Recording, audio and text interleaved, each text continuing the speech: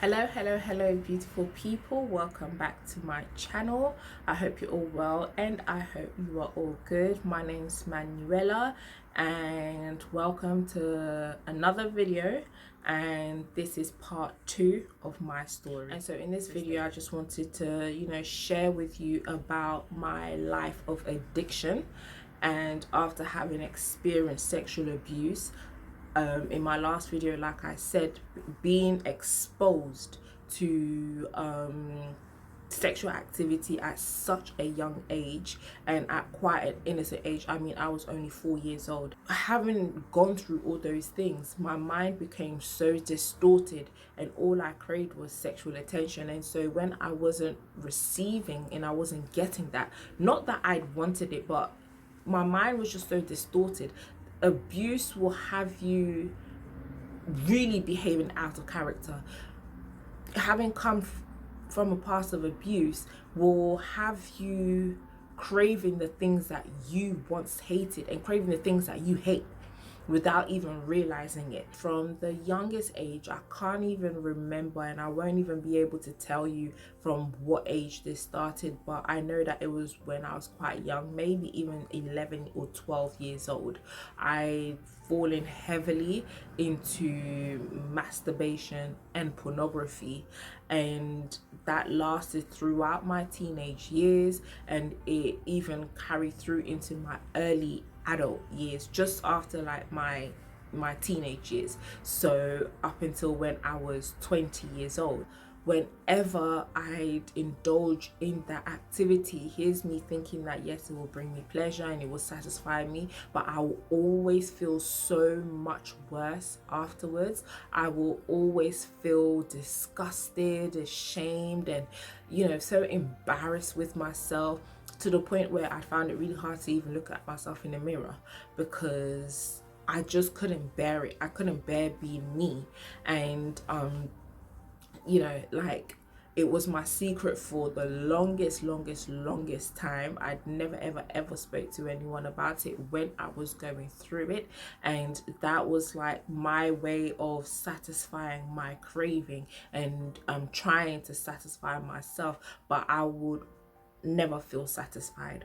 And I remember even like when I got saved at the age of 18, and 2 years later I'd actually moved out of my parents' home. I'd moved out of London. I'd gone to Bristol and for university, my first year in university, and it was just so hard. It was extremely hard. And I just remember just falling heavily back into my old ways, falling heavily after being sober for 2 years. I fell heavily back into masturbation. I fell heavily back into pornography. And I even remember there was a time when I spent like the whole week, the absolute whole week, just indulging hours upon hours watching pornographic content.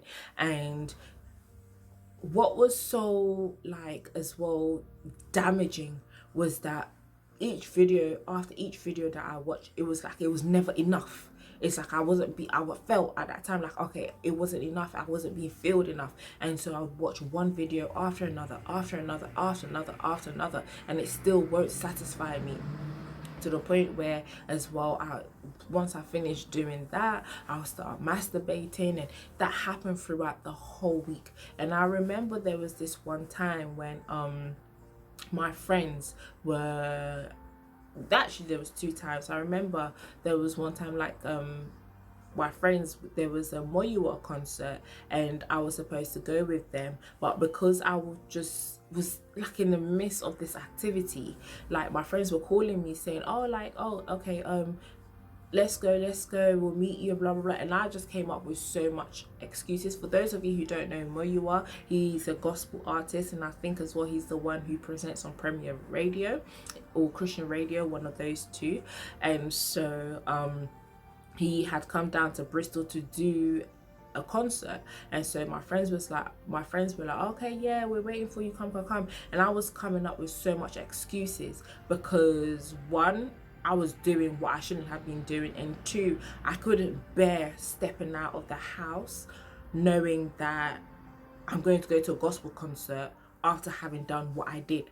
It's like it didn't make sense to me, and I was just too ashamed and too embarrassed to, and to the point where my friends were really like adamant calling me and everything, and then I just kept coming up with so many silly excuses, and I think eventually I just cut off my phone so that they couldn't get to me, and I just continued. And then another time as well, I believe it was during that same week, I remember actually going to church. This was evening service, midweek evening service. I remember going to church and just sitting in the church and just feeling so disgusted. I felt so dirty. I felt so disgusted to the point where I literally, and this is not me exaggerating, but I literally felt as though the dirt was literally was coming out of my pores, like was coming out of my skin. That's how dirty and disgusted I felt. And after that day, that's when I realized that no, something is really wrong here. Because if what I'm doing was right, I wouldn't be feeling like this. If what I was doing was right, I wouldn't, be feeling unfulfilled and unsatisfied and wanting more and more and more and more. Like, if what I was doing was right, I wouldn't have to be addicted. And so that had carried on for like that whole year. I think for like within that year, I think like for a good 3-4 months, I just, it was horrible. It was horrible. But I just remembered at that time just feeling like I just wish and hope and pray that somebody can just come and save me, that somebody can just come and take me out of this, that somebody would just come and just rescue me. And at that time I was baptized and stuff like that, but like I said, I'd gone back, I'd fell back into my old ways. And after all those things, I was finding it very hard to pray, extremely hard to even read the word, and even hard to, even going to church at times was really hard. The thing with pornography is that it has a lot of spiritual implications that people won't tell you about, that people don't know about. And if it was so right, why is it that when you start watching it, it's never enough? You're never satisfied. You want more and more. And watching pornographic content will always have a negative effect on relationships. And that's a fact. Just before I leave, I want to say this. Even as Christians, like I said, I was a Christian at that time when I'd fallen back into my old ways and fell heavily back into pornography and masturbation. And there are some people even today who are Christians, who go to church, who pray and stuff like that, but struggle with their addiction of masturbation and pornography.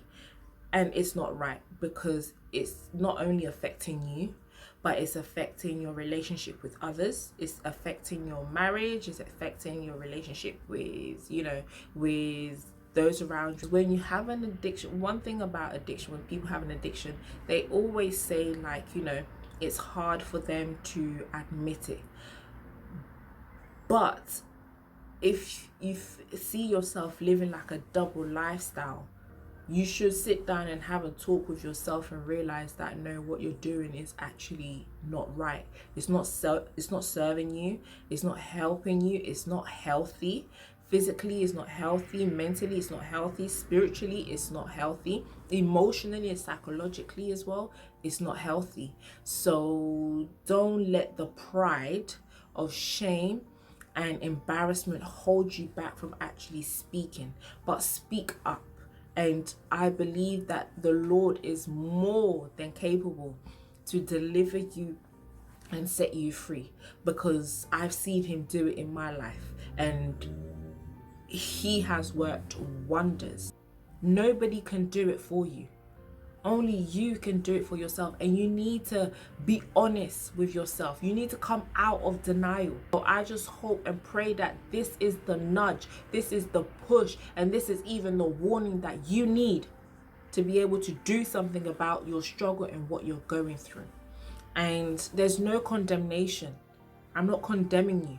I'm not trying to embarrass you or even make you think that I feel like as if you're stupid, because you're not. I understand the struggle. I understand the pain. I understand the hurt. I know what it's like to have come out of a past of abuse and now going through trauma, and now going through the effects of trauma, and having to live a double life. I know what it's like, and it's not pleasing. It's not fun. And so I just encourage you to really get up, speak up, step out, and you will see what will follow on. If this as well you believe can encourage and help somebody, please feel free to share it with them. And feel free, if you're new here, to hit the subscribe button, join this side of the YouTube sphere, and I'll leave my email down below for any questions, for any prayer requests. Feel free to send them to me. I shall definitely take time in praying for you and in answering questions that you have. You can follow me as well on my Instagram and on my Twitter. I'm very much active on Instagram. And yeah, guys, I wish you a wonderful day, night, evening, dawn, wherever you are in the world, and I shall see you in my next video. Okay, bye guys. All glory goes to Christ. None of it is of me, but it's all glory to Christ. And I always love to say I'm a product of what the Lord Jesus